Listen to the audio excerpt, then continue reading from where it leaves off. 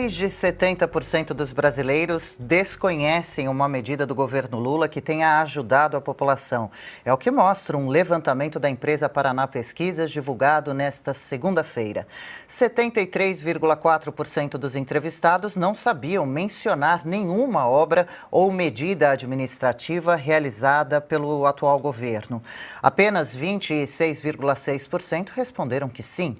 Entre esses, 8,6% disseram conhecer investimentos feitos no Bolsa Família ou em programas de auxílio de renda à população carente.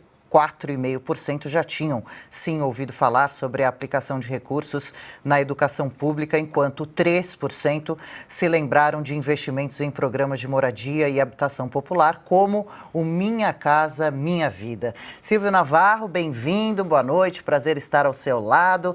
Começando por você, então, prestação de contas do governo atual está mais do que devendo, Silvio. Reprovado logo no primeiro ano, né? Boa noite, Adriana. Boa noite, Piotr, aí no estúdio. Ana Paula Henkel, querida. Carlo Cauti, boa noite para quem nos acompanha.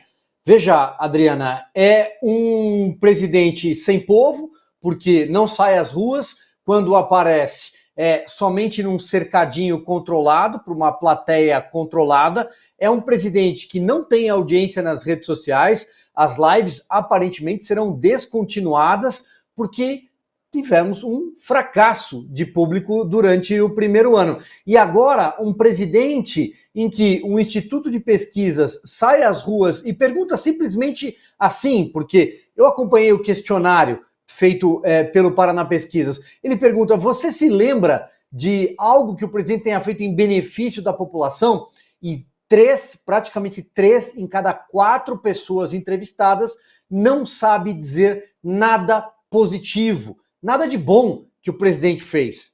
Talvez seja porque o presidente não fez nada de bom. Aliás, ele é lembrado por aumentar impostos. Esse é o governo Tachad, já é o apelido do ministro da Fazenda. Aumentar impostos. É o governo das viagens. O presidente passou muito tempo viajando para fora do país com a primeira-dama, ou vice-presidente, como é chamada pelo Le Monde, a Janja da Silva, rodando o mundo e gastando justamente o dinheiro do pagador de impostos, que agora sofre, porque está pesando mais no bolso. E ele já percebeu isso em apenas um ano de governo. É uma marca péssima, é uma marca muito negativa, porque é um governo ruim de serviço.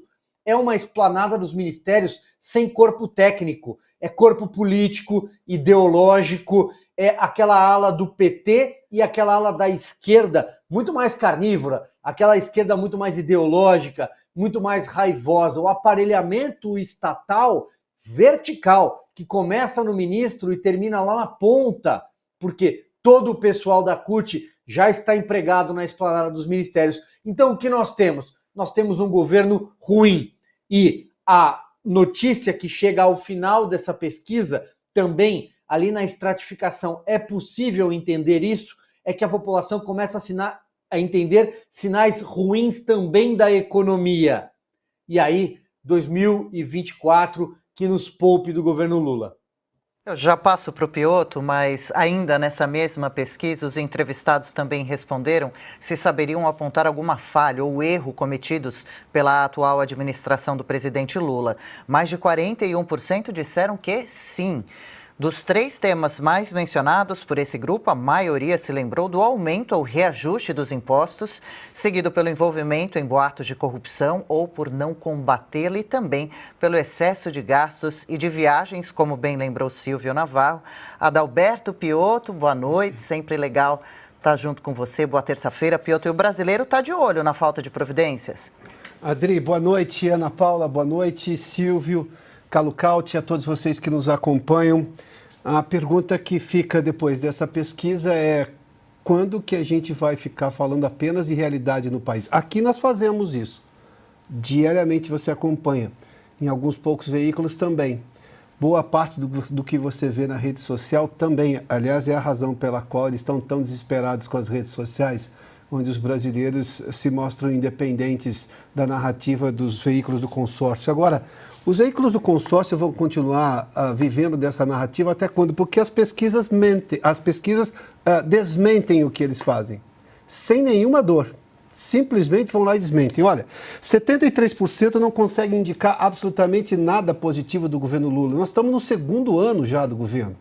Teve um ano de marketing agressivo com veículos de comunicação servindo praticamente de assessoria de imprensa. Com um governo que gastou dinheiro em comunicação, voltou a gastar um monte de dinheiro em comunicação para divulgar obra nenhuma, porque as pessoas sequer percebem esse avanço, digamos, administrativo do governo. 73,4% não conseguem apontar nada positivo. No entanto, 41,1% sim apontam erros do governo.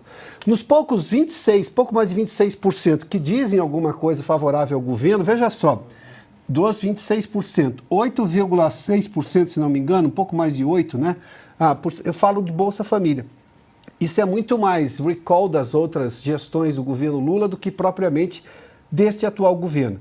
Isso abre um leque muito grande aqui do que vai ser, por exemplo, a eleição municipal, o que serão essas eleições municipais, sobretudo nas cidades mais almejadas pelos dois grupos, o governista e também a situação, como também, por outro lado, o que vai ser a eleição presidencial daqui a menos de 3 anos, podemos dizer assim, né? Quando a gente vai ter exatamente esse quadro.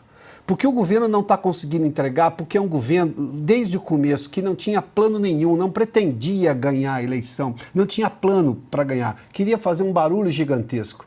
Bom, vimos o que vimos na eleição de 2022, aliás, completamente atípica se comparada às eleições brasileiras no passado recente, com muita intervenção, decisões do TSE que são discutidas até agora. Bom, tudo isso que você viu, né, durante aquela eleição de 2022.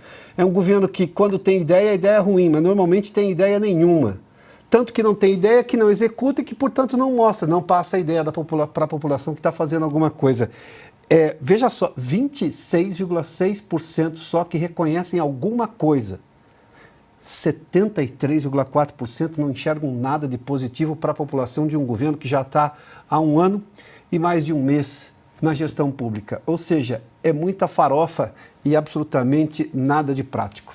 Ana Paula Henkel, e o brasileiro se lembra bem dos impostos, esses sim, que não param de aumentar e de chegar. Antes de te dar um boa noite caloroso, bastante especial, quero te parabenizar. Hoje uma data também muito carinhosa. Feliz aniversário, muita saúde, muitas alegrias. Bom novo ano, Ana. Obrigada, Adriana. Que bom passar o aniversário do seu lado. Seja muito bem-vinda. E boa noite a vocês aí no estúdio, você, o Piotr, o Caute, meu parceiro Silvio Navarro.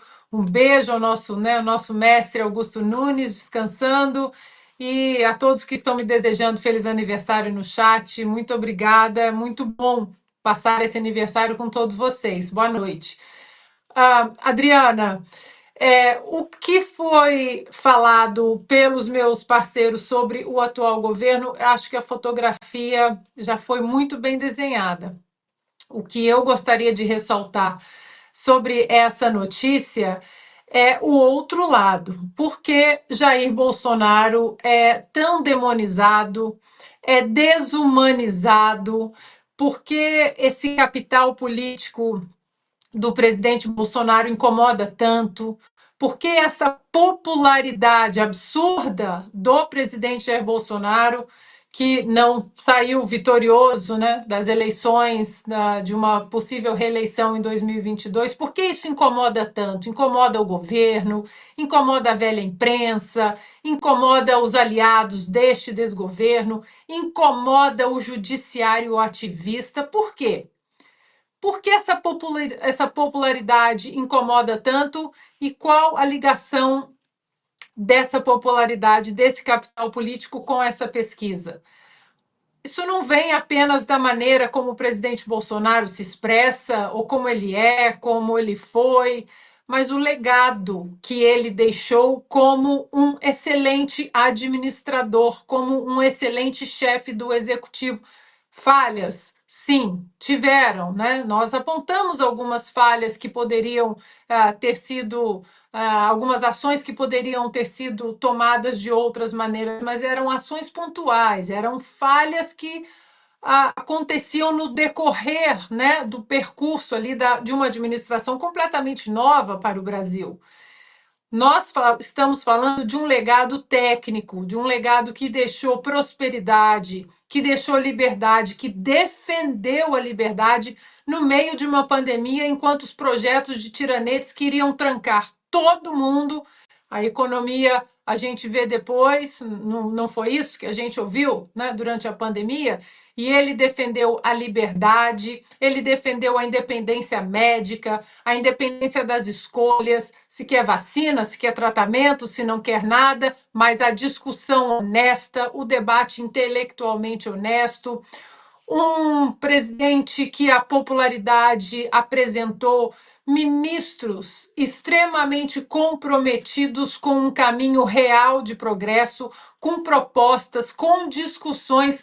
Quando, Adriana, que nós pensamos que a classe média, a classe baixa, todos nós, né, estaríamos discutindo a curva de Laffer, o que o Paulo Guedes ensinava para todos nós, né, de uma maneira muito clara, muito objetiva, sem aquele economês, né, cheio de rococó e aquela aura toda, né, de político que nós ficamos acostumados durante tantos anos. O ministro Tarcísio, que hoje é governador de São Paulo, entregando obra no Brasil inteiro, sem ligar para o que estavam falando, porque ele bateu o martelo assim, quebrou o martelo. Então, Paula, desculpa, Adriana, esse capital político do presidente Bolsonaro e essas pesquisas mostram que nós vínhamos num caminho de progresso e que agora a realidade deste desgoverno, da corrupção, né, da velha política que voltou à cena do crime, agora bate na porta dos brasileiros e eles entenderam muito bem, né, o ponto deste desgoverno é muito mais um projeto de poder do que um projeto de nação.